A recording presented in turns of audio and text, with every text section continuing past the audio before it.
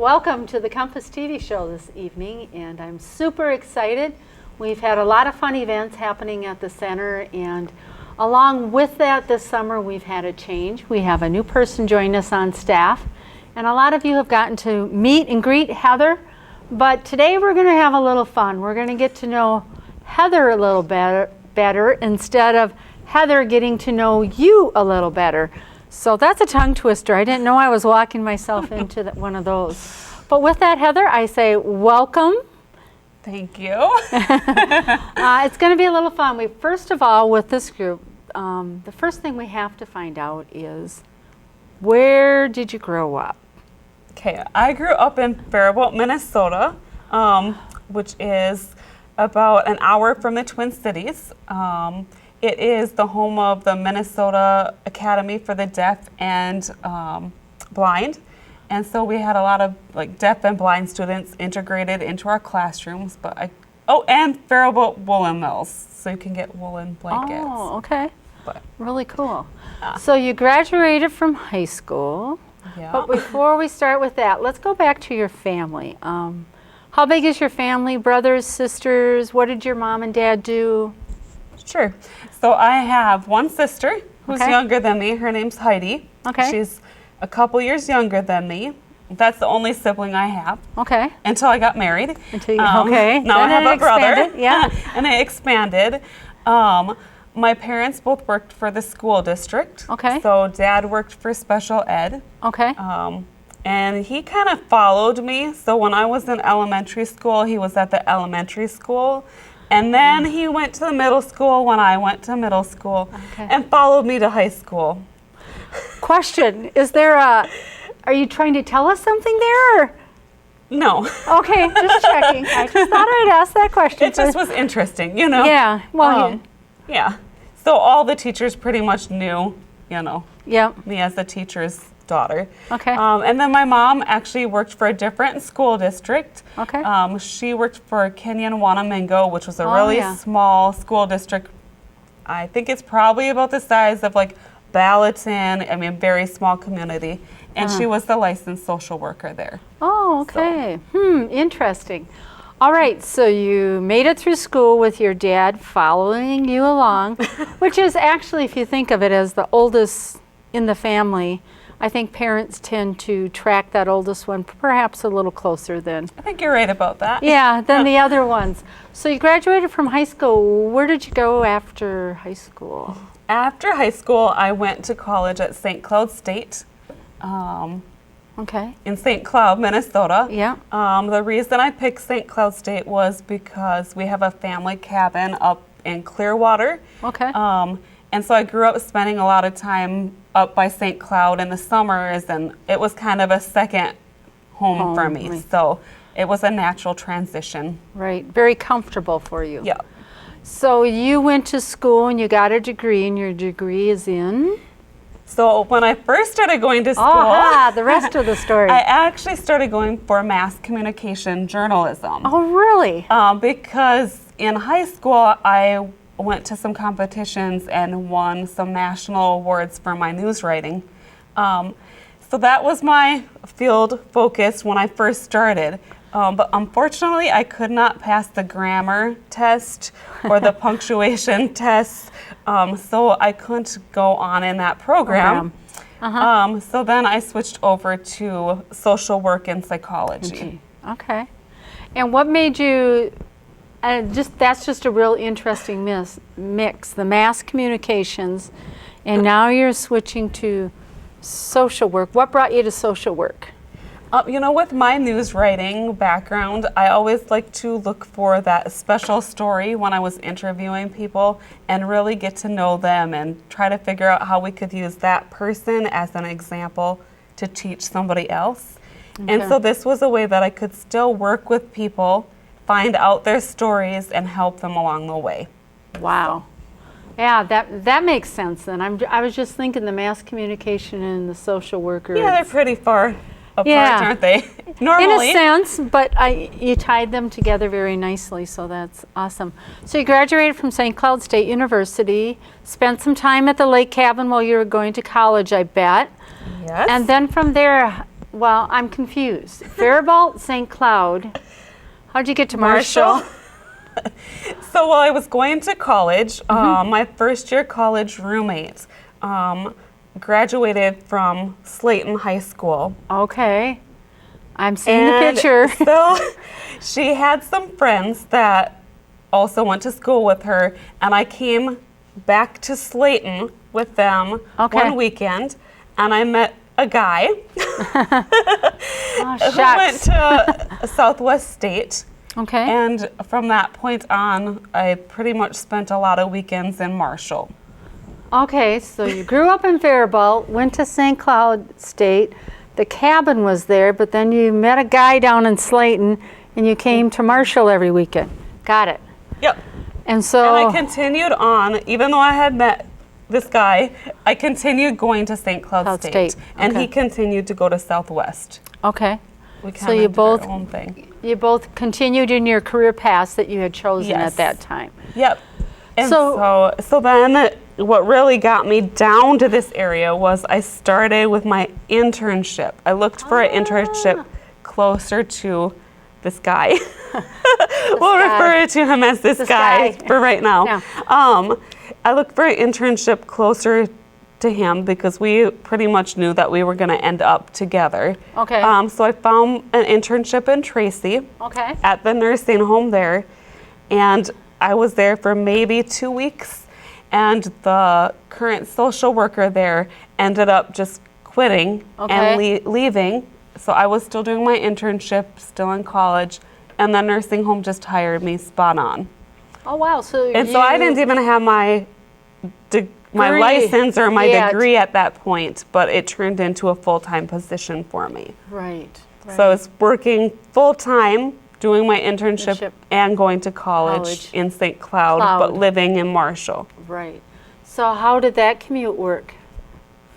Very interesting, huh? You know, my professors were really good. They allowed me to only have to come like once every 2 weeks, and I could check in with them over the phone or using the internet.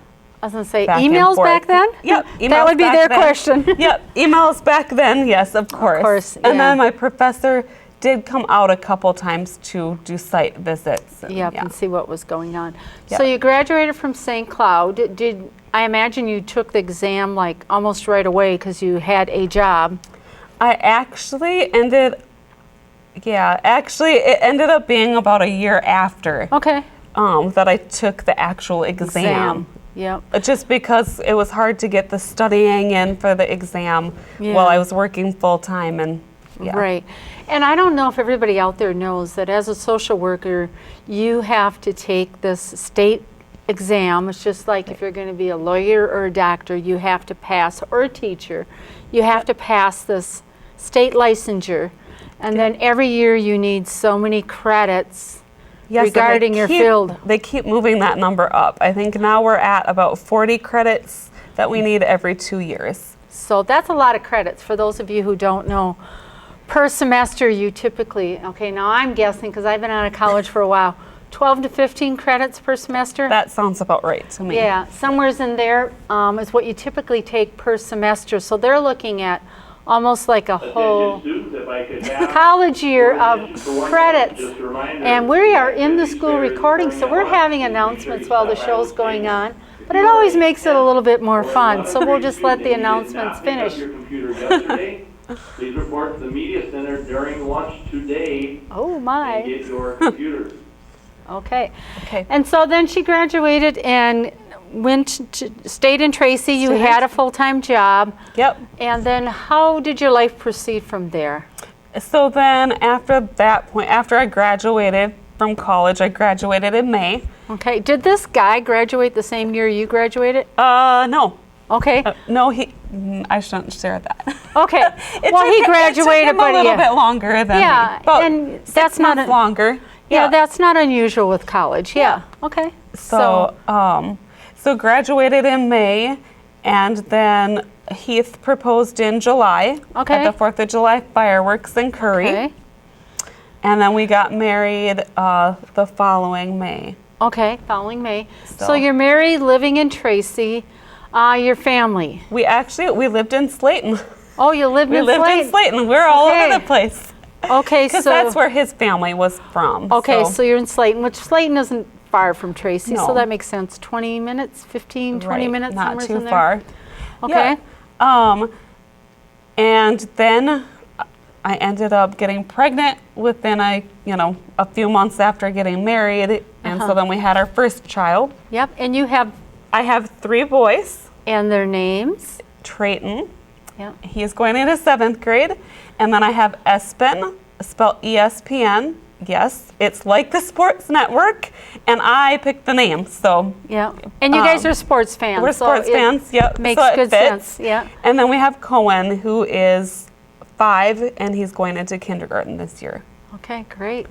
So you were married, continued on, did social work. You were at Tracy, and then eventually you moved on to. Yep. So I was in Tracy for a couple years, and we actually bought a house in Tracy. Mm-hmm.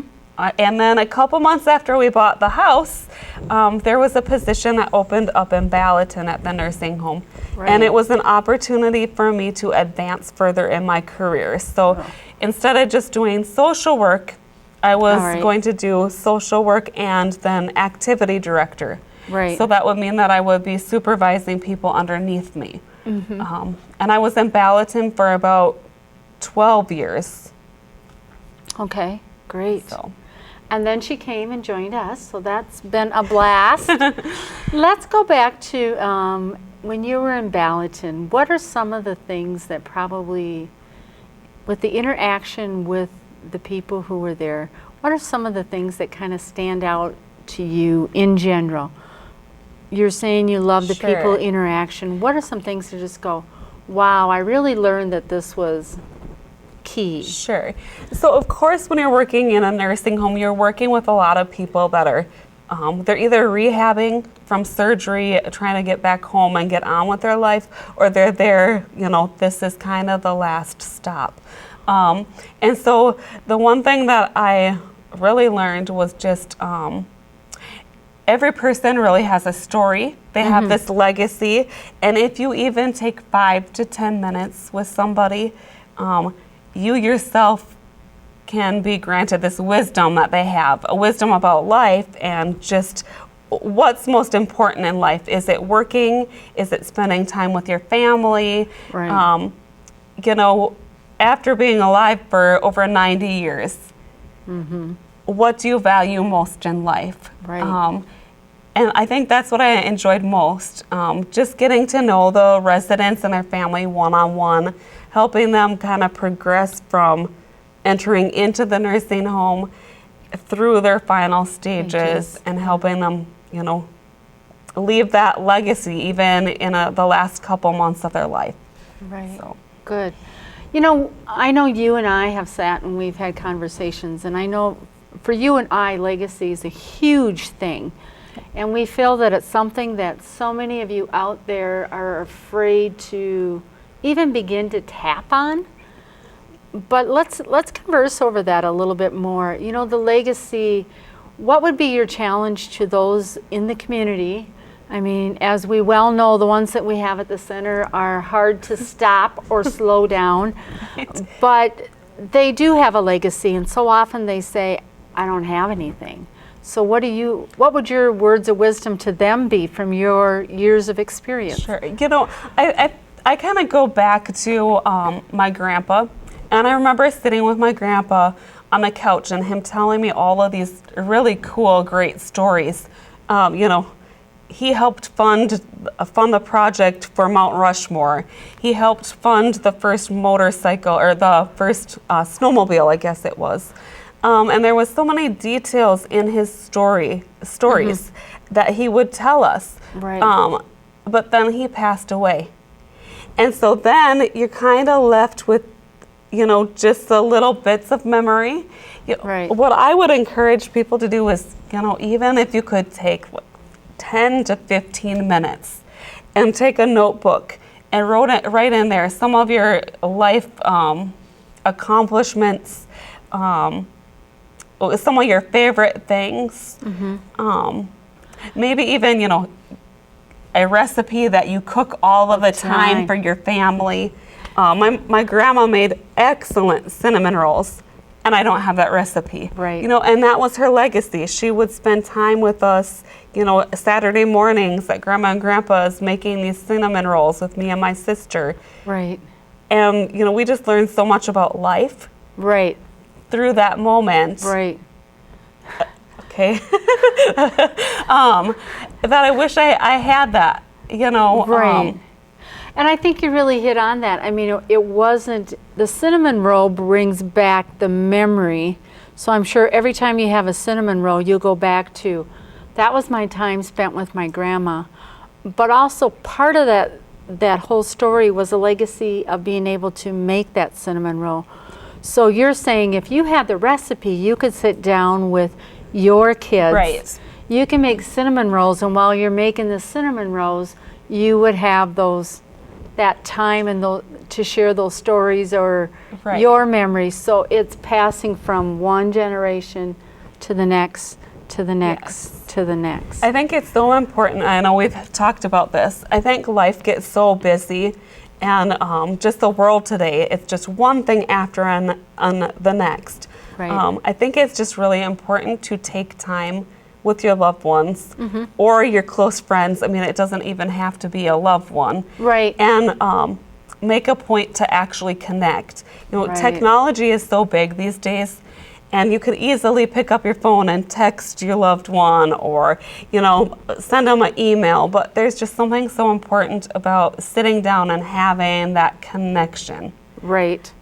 And I know I've thought for a long time now, at least for a number of years, that we're losing the art of what I call Sunday visiting.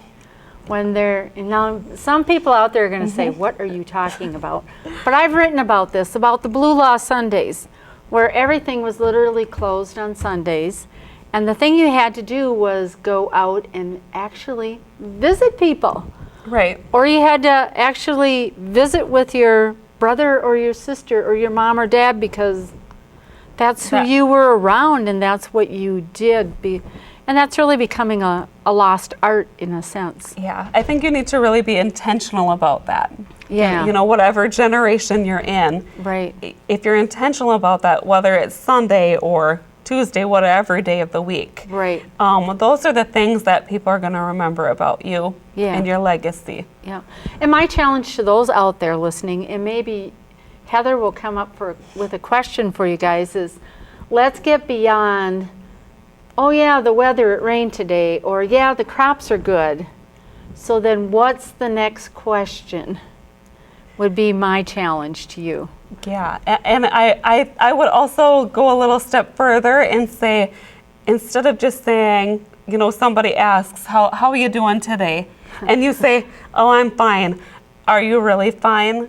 Or Yeah. can we just be transparent? You know, I'm Yeah. having a really good day today. I had coffee with a friend. You know, I Yeah. made this connection. Or today is not a really good day, and this is why. Yeah. And we all have good days and bad days. Right.